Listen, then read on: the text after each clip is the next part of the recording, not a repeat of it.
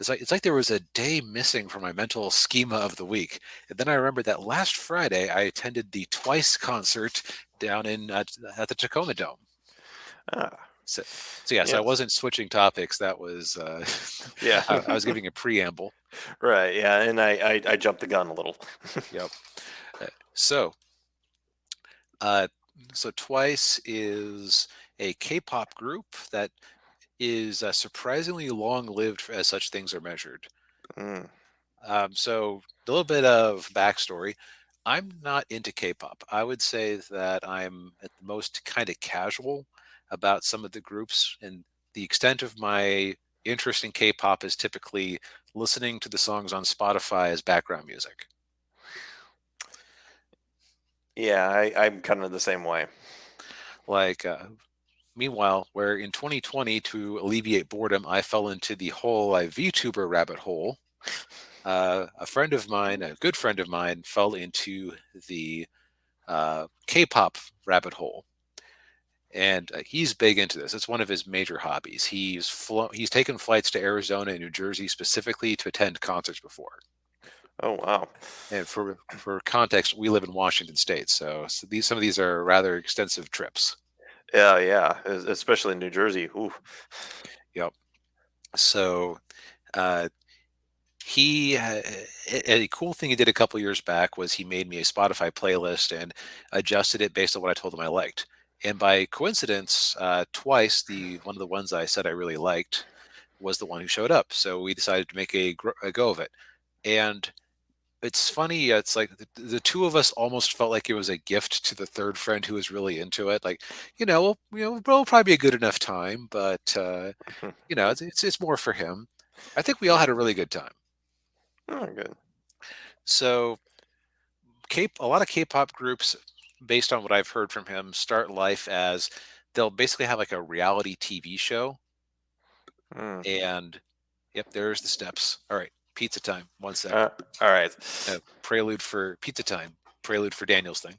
Yes. And Ninja is saying it's not about accuracy, more over gameplay. Okay. And yeah, and the Netflix African Queen series is hilariously bad. Yeah. That's what I've heard.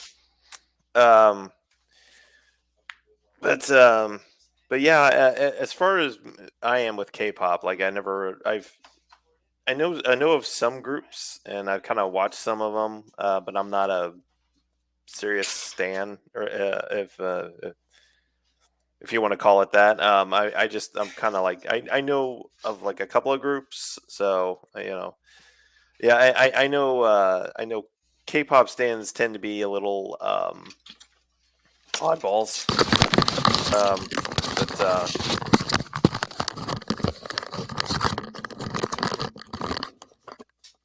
now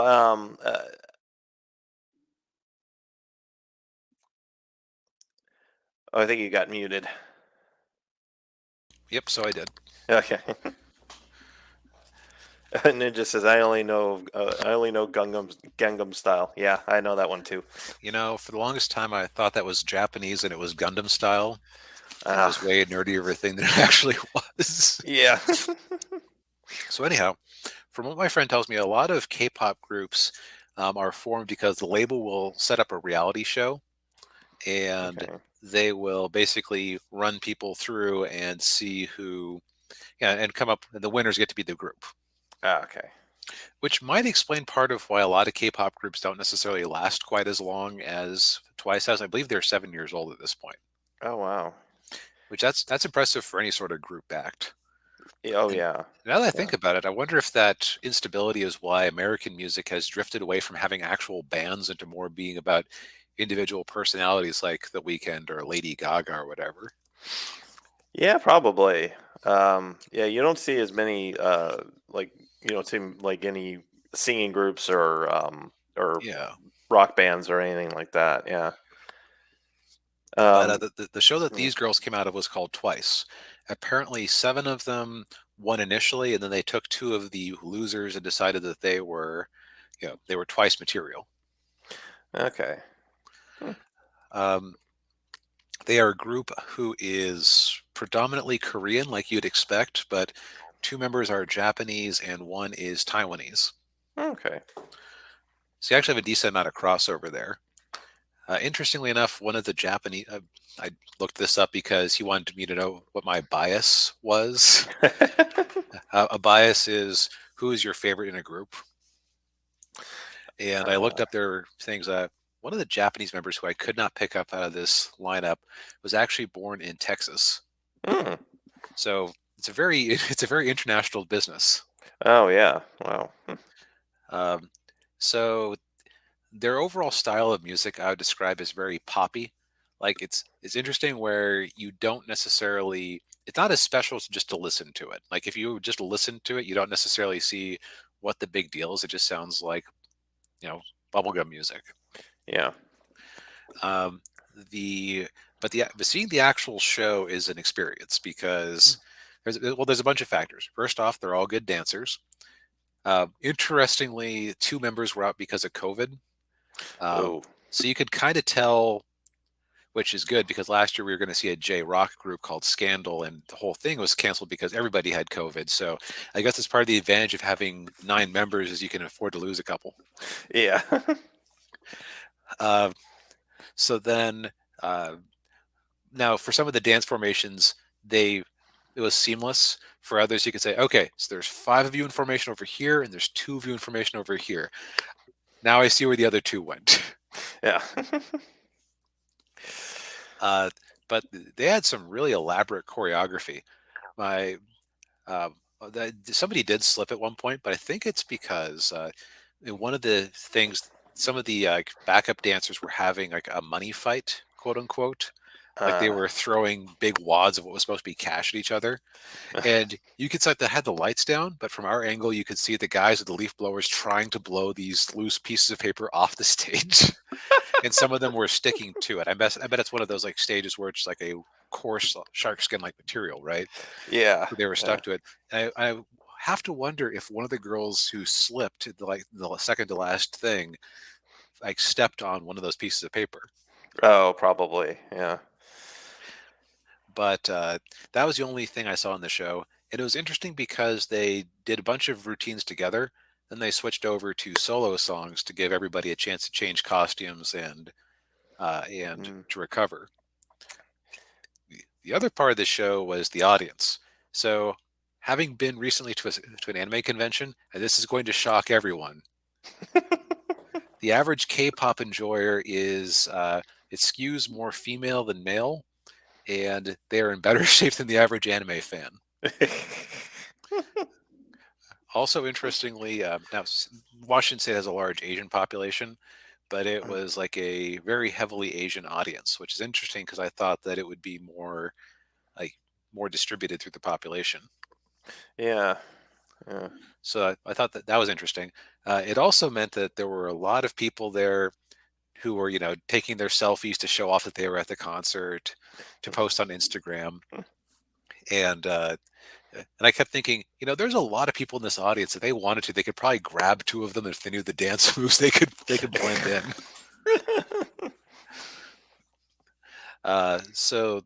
The other thing I thought was interesting, or the coolest aspect of the show, though, was they sold these $65 light sticks, and K-pop light sticks are apparently famous. Although uh, a half hours of research did not reveal exactly how they do this, which was irritating because everybody just wanted to talk about here's the history of K-pop light sticks. Here's what the different K-pop light sticks look like. Every group has their own light stick. Yada yada yada. Just yeah. just tell me if it's Bluetooth or what, Yeah. because the people who were out of sync, their light sticks were just a solid color the whole time.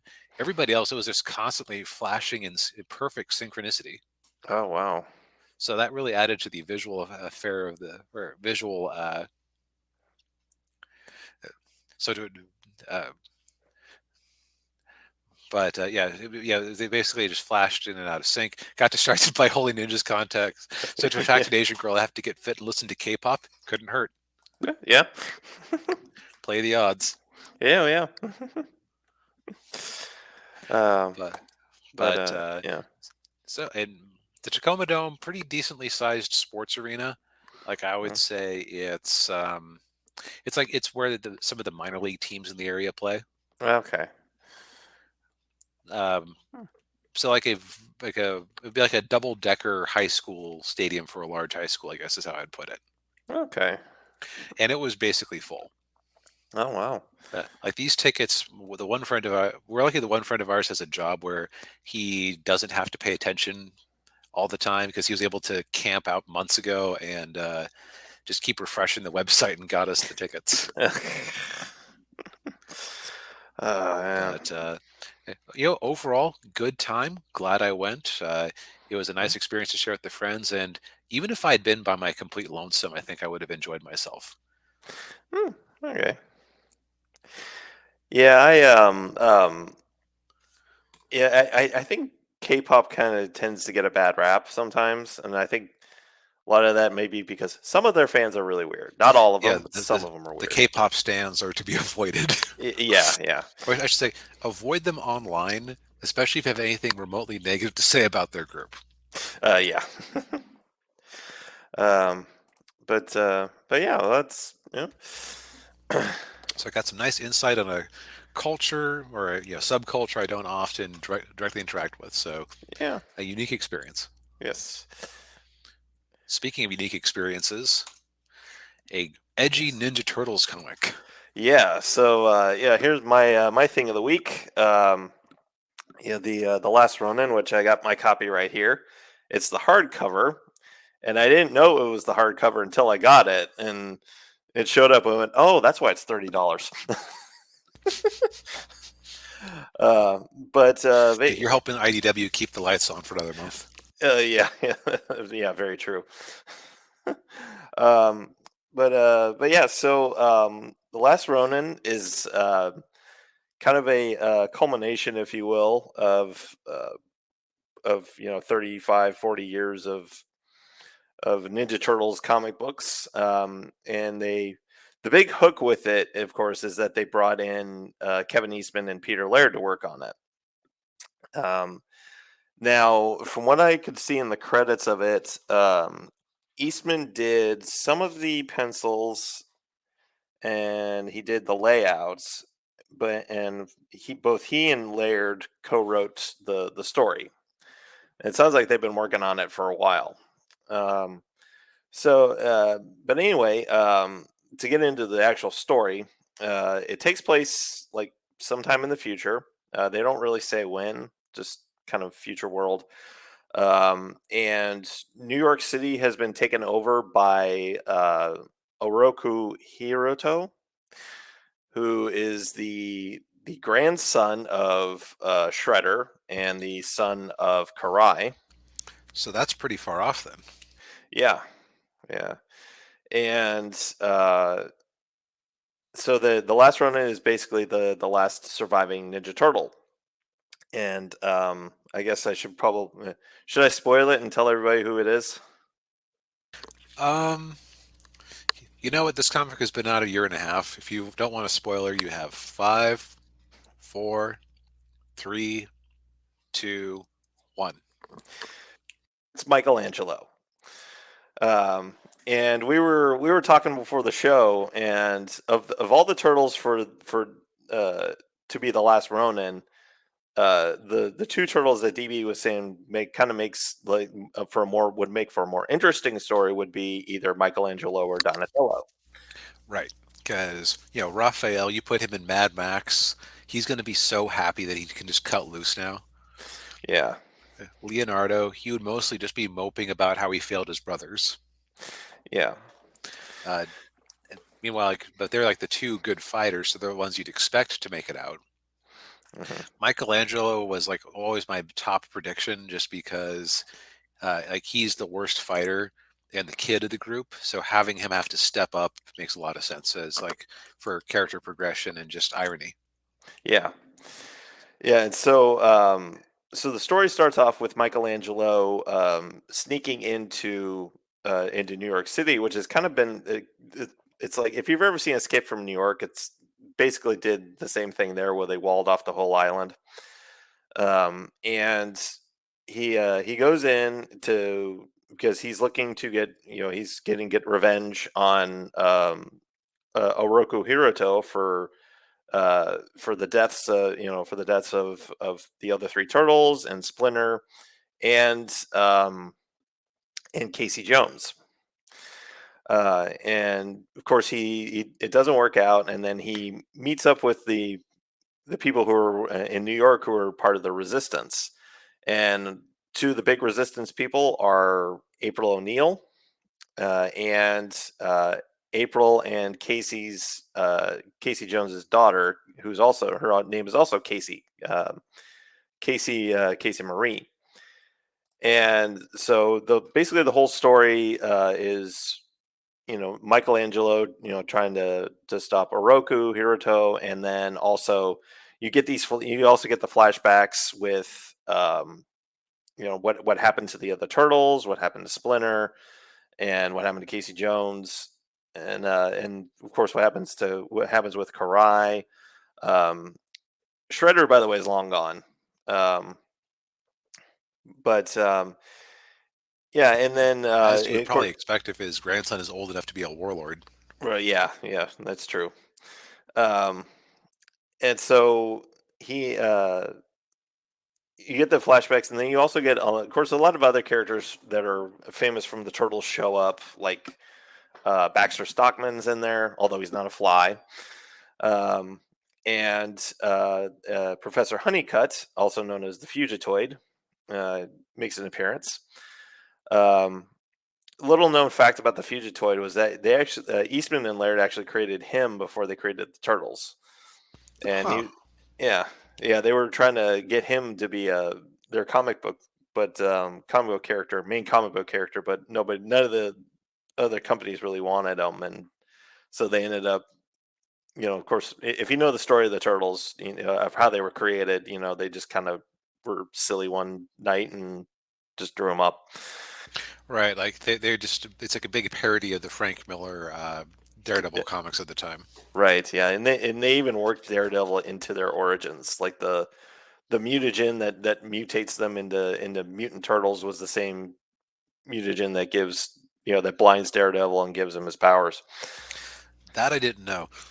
Now you wonder, what if, like, what could have been, what if Marvel had ended up buying out Ninja Turtles at some point, or Disney had?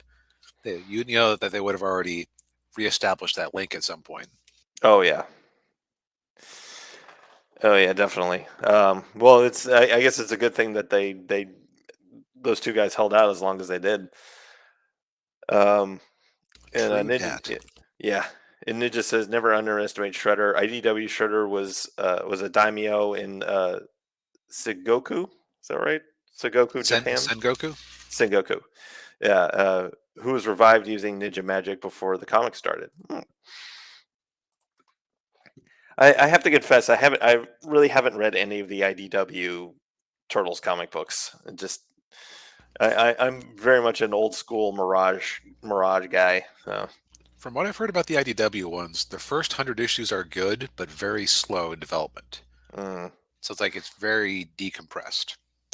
okay. But like people still really enjoyed it. Then after issue 100, they handed it over to what you would classically call an SJW comics book team, and it turned into trans allegories and rock concerts. Oh, jeez. Well, yeah, that's the way it goes, I guess.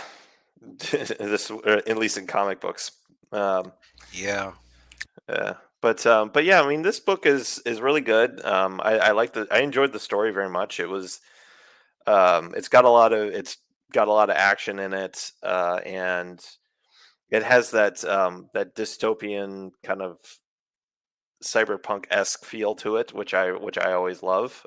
If you haven't, you know, What read. what name two comics that you've come out with that possibly match that? Yeah. um, but yeah, I mean, I enjoyed it a lot, and obviously gets into Michelangelo's motivations, and it's definitely a different side of Michelangelo that you're not used to seeing, because he's, he they even Casey Marie, April's daughter, and she said, "Oh, you're the funny one."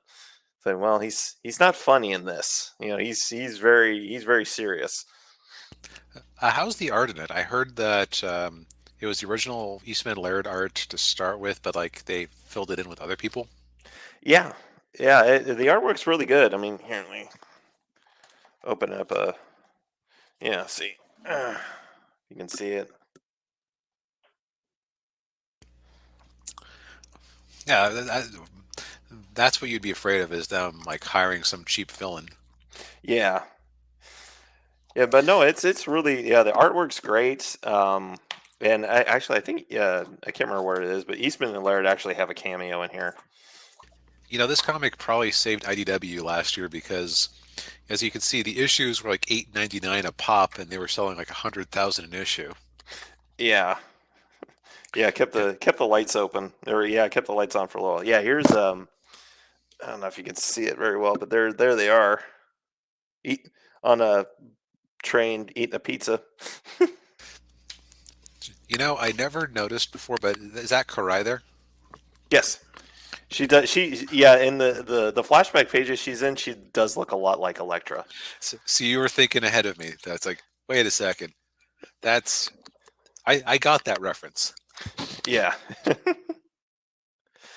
But yeah, I mean, if you see the book anywhere, if you see it on Amazon, maybe get it in paperback. You know, give it a read. You know. Yep. Now, in honor of the Ninja Turtles, I'm going to finish off my last piece of pizza, then get into the real click getter for the week. Yes. Yeah, and I can honestly say, I probably won't be seeing I definitely won't be seeing this movie in the theater. I'll be waiting for HBO Max on it. All right.